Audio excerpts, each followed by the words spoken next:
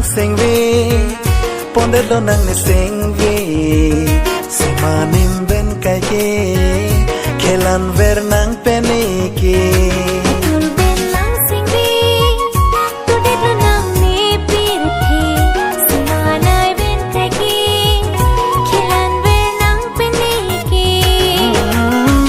loti kang ting do sitame mon thiri simbon jutji puke sakhit lika chetong ranam ta dover epam kang hon sentu ben nang singvi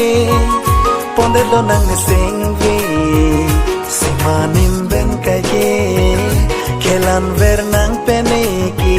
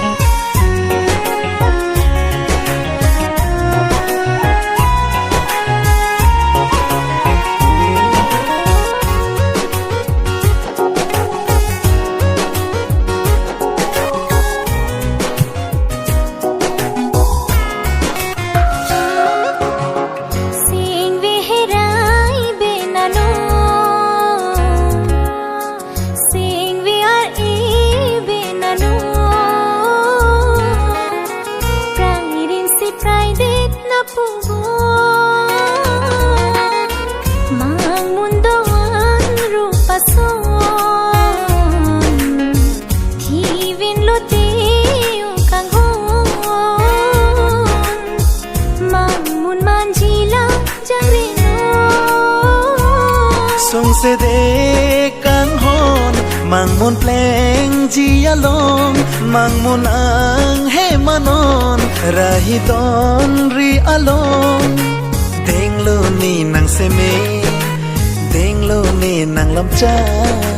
pa pleng vek ji ne kang hon nang mang mon sen tu ben nang seng ve sen karong do ana son rum hom seng vi alon binang de kang honano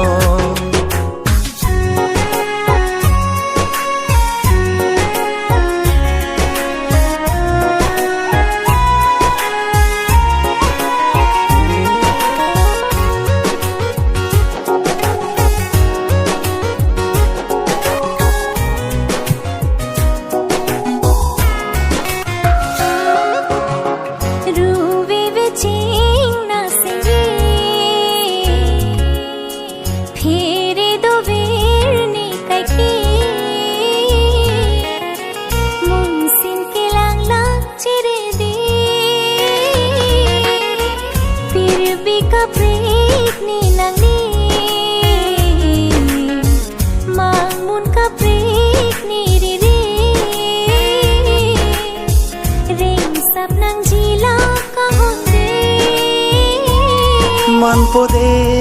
kang hon reng sapom lin na son mun sin bong pleng lim non ko pai kang hon elong